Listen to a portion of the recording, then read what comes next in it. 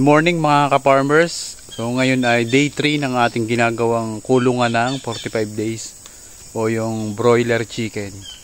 So ngayon tayo ay mangunguha na ng ating pangbubong sa ating ginagawang kulungan. Ayan guys, ayan yung kukunin natin, yung dahon ng lilay. So yung lilay dito sa amin ay para siyang buli na parang anahaw. So ito na lang yung kukunin natin kaysa anahaw, kasi medyo malayo nga yung aming kuha ng kawayan. Medyo hassle pa kumuha kasi maulan ngayon gawa ng bagyong Karina. Kaya ito na lang kukunin natin.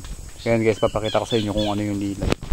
So ayan guys, yung puno ng lilay. So ang tawag dito sa amin sa Quezon ay lilay. So mukha siyang buli na mukhang anahaw. So matibay din niya yung ipang bubong guys. So yan yung ginagamit ko din lagi. So dito nga rin ako kumuha nung pinangbubong namin sa kulungan ng kambing, yung bahay ng kambing. Ayan. So dahil wala nga tayong dala ngayong pangawit at maliit lang naman yung bubungan natin, yung kukunin natin ay yung maliliit na lang. So ganito yung itsura ng maliit na lilay guys. Ayan. Kamukhang kamukha din siya nga ng anahaw at mukha din siyang buli. Ayan guys, matibay din siya. So bali ang gagawin natin guys ay lalagyan natin siya ng panabit yan sa part na yan ng kanyang dahon para mas madali siyang ibubong. Ayan guys, kukunin natin to mga to. Malapit na rin yan, tingnan yung kamay ko. Ayan, tamang tama lang siya dun sa ginagawa nating kulungan ng manok. So ganyan palang kalaki yung puno niya. So pag lumaki siya, nataas siya ng ganyan. Ayan. Ayan po. So napakadaming ganito dito sa amin sa bukid at libre lang siya.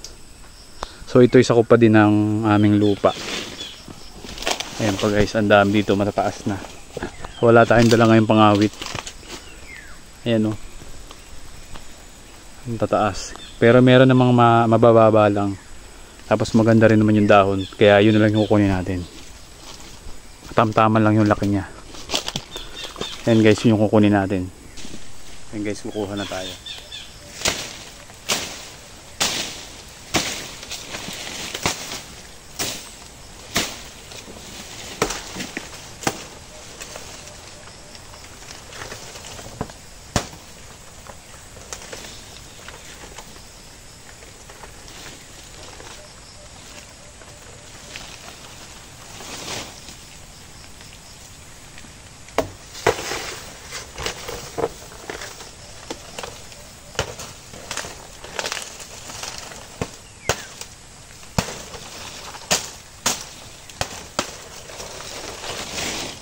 Ayan na yung mga nakuha nating dahon ng lilay guys. Ayan, hahakutin na natin doon sa ating ginagawang kulungan. So dyan ko siya kinuha.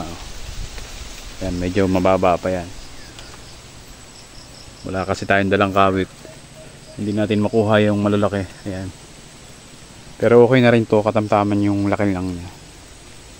Ayan guys, hahakutin na natin yan.